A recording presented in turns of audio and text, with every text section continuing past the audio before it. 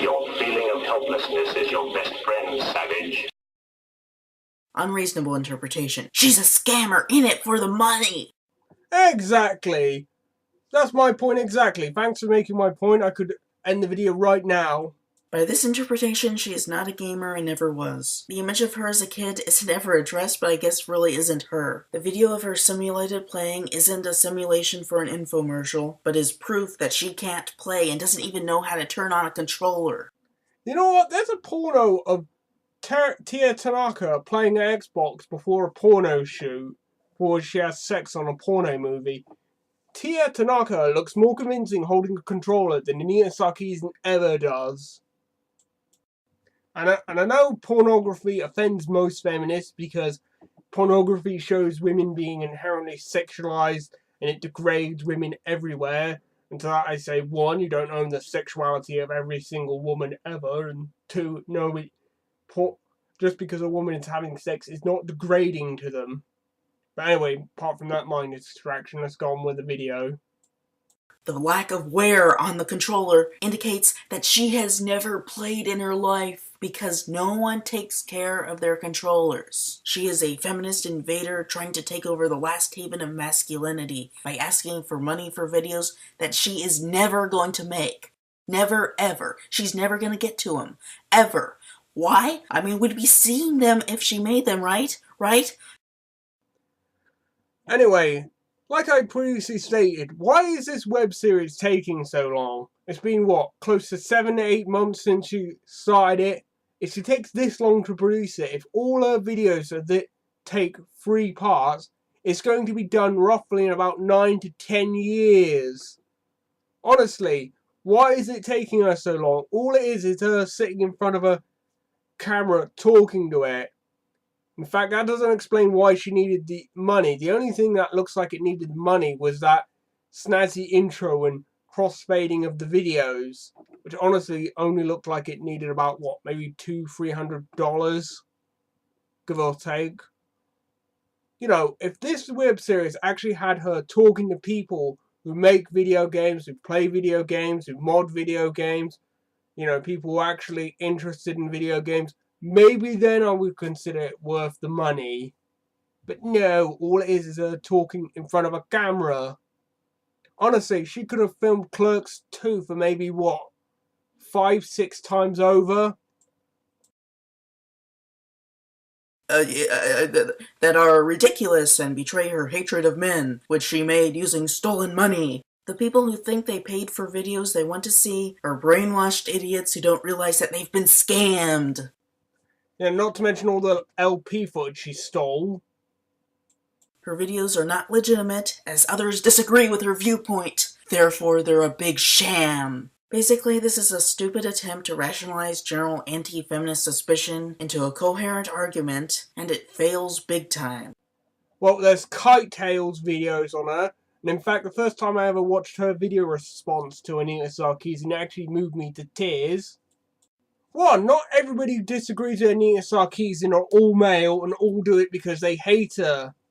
My video is going to take the stance that misogyny doesn't exist in video games, and any supposed stereotypical portrayal of a woman you assume is not based on some secret woman-hating misogynist agenda from the game developers, but is rather because of what has become the classical portrayal of not only the body of a character, but also their strength and skills. In other words, my video is going to take the complete opposite view of Anita's video. She includes some visual aid character examples to help us understand what she means by sexist and downright misogynist ideas. Without being able to ask her what specifically about each character she finds an issue with, I can assume that one of the issues here is exaggerated shapeliness and characters dressed in a way to reveal their bodies. But that isn't a problem exclusive to video games. In fact, I see women dressed like that pretty much every day. Go to any game convention and I guarantee you there will be a booth babe at any given table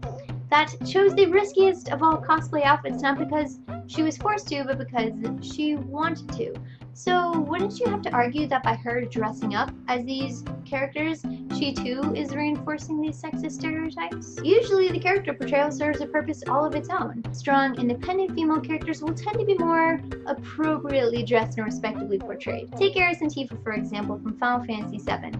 Both female characters from the same game, but presented as nearly physical opposites to contrast the other's mindset and disposition. Their portrayals serve a purpose. It is in no way a message of some misogynist mindset on Square's part. And why not just make the argument that male characters are just as sexually and physically objectified in video games as female characters? Built like Greek statues and chiseled to the core, dripping in sweat and blood and dirt, wielding a gun, muscles bulging and skin-tight t-shirts, always portrayed as the tough killing machine. Tell me that's not in some way objectifying a male character's masculinity. The fact that you see female characters as products of misogyny is based on your own social viewpoint.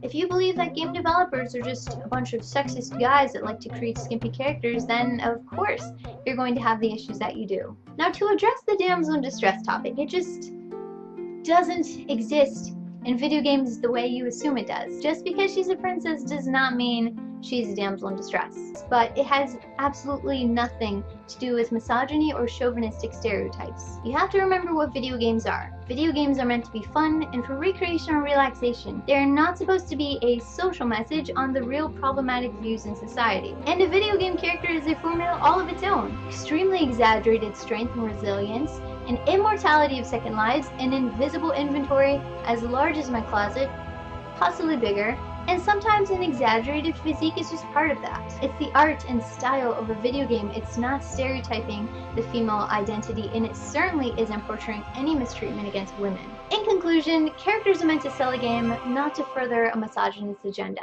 Remember, video games are for fun. The minute you start treating them as a serious social commentary is the minute you forget what they were created for in the first place. Not to mention sick mouth. As a female feminist gamer, she does not represent me. There are a lot of reasons why sex-positive feminists here on YouTube really don't like her. And her approach to feminism is that while some of her material is reasonable and rational and presents legitimate points about women in the media, very much of her analysis is incredibly overreaching and attempts to find sexism in music or television that isn't really there. And unlike Anita Sarkeesian, I actually asked for permission before I could use those videos, and there's a couple other people's videos I'd recommend watching about Anita Sarkeesian. Jordan Owens, Thunderfoot's Amazing Atheist, Crowd Demon, and I think one of his friends, I can't quite remember your name, sorry, I can't quite remember your username, but they reasonably come up with Anita Sarkeesian with reasonably good sensibilities. You know, my one's always been slightly mentally unbalanced and with that slightly comedic edge to it, but that's how I choose to make my videos. It's reminiscent of Holocaust denial. Now that is irony!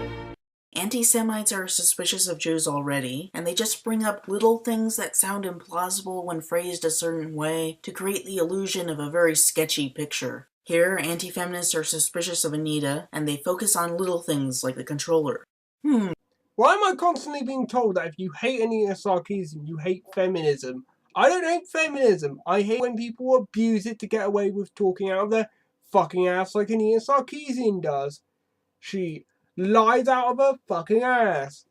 And if you still believe after all the evidence that was brought up, like the fact that she didn't play any of the games that she talked about, the fact that she makes critical errors throughout the video, at no point did she interview anybody who makes video games, because admittedly she could have easily done it with the amount of money that she had. And honestly, you are an idiot if you still support Anita Sarkeesian to this day. Doesn't that sound odd to you? Would a real gamer have that trouble? Do we really think a Jewish feminist would be a gamer? You know what, Mom? You know what I'm gonna get you next Christmas? A big wooden cross. So every time you feel unappreciated for all your sacrifices, you can climb on up and nail yourself to it. To present the idea that she's a scammer. For a while, I would say that it was at least possible in a Russell's Teapot way that she could be a scammer. She'd spent a while between making her Kickstarter and putting out videos, and in that span, it could appear that she wasn't doing anything. I thought it was stupid to think that way because she was clearly promoting her ideas and essentially building her brand, but it was possible. Now that she's making the videos, however, there's nothing to it. It's like a Halo fan talking about all the delays Halo 2 went through and suggesting it'll never come out. It was stupid in 2003, but it would be ridiculous to say now that Bungie Studios is a bunch of scammers because of it, or saying that Halo 3 will never come out because look at the behind-the-scenes videos, they were released out of order. Look at Jaime Grisimer's weight. Sure, Halo 3 was released, but don't the little things look odd? Also, voice actor Laura Prepon is a Jew. You're just talking out your ass, aren't you? Because this is just one huge blatant straw man. You might as well just have a big pile of straw right now. And the best anyone can say to support the scammer idea is that the people who gave her money don't know what they want. That is a bit like saying, I didn't vote for Obama, therefore everyone who did vote for him didn't get what they wanted when he won, and Obama's a scammer because he's not a conservative.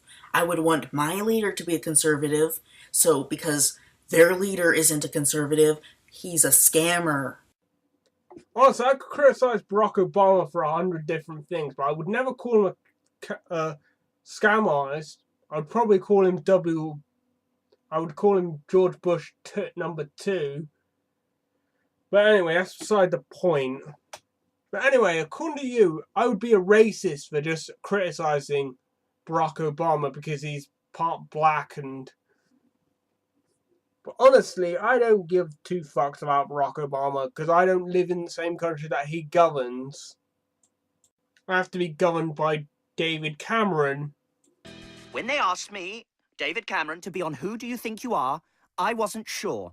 But now, looking back through my family heritage, I'm humbled to learn that I am, in fact, a massive cunt. My father was a cunt, as was my grandfather a cunt, and his father before him, also a cunt. I come from a long line of total and utter overprivileged cunts, so I suppose, well, that means I was born a cunt. It's fine to have a different opinion, but yelling about scams is something else entirely. It's extremely disrespectful by saying your opinion is the only one that matters. Bullshit! Anita Sarkeesian is saying that my opinion is better than everybody else's, and that my opinion should be taught in schools because I'm superior to every other single person because I have a vagina. Finally, even if she were a scammer, that still wouldn't count as a refutation of her arguments. Who the person is casts no value on their arguments. Well, that's fine in theory, but honestly, would you accept Jack Thompson's opinion on video games? Thinking otherwise is the ad hominem fallacy. It's like when people try to attack something by associating it with Hitler. You know who drove a VW too? Hitler. You know who was a painter too? Hitler. You know who loved his mother too? Hitler. It's a crappy argument trying to make people associate random things people do with the evil of a person whose evil had nothing to do with the subject at hand. Hitler is considered evil because he committed genocide. Genocide isn't considered evil because it was committed by Hitler. For God's sake, this woman's a fucking idiot. Likewise, even if Anita were some evil Jewish feminazi, however that works, trying to erode the last haven of manhood, that has nothing to do with her arguments. If her arguments fail, it's because they're weakly constructed.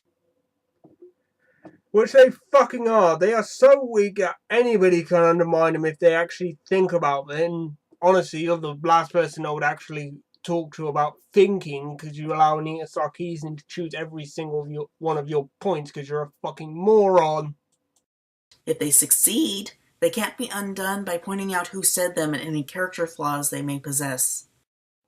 You're a fucking idiot.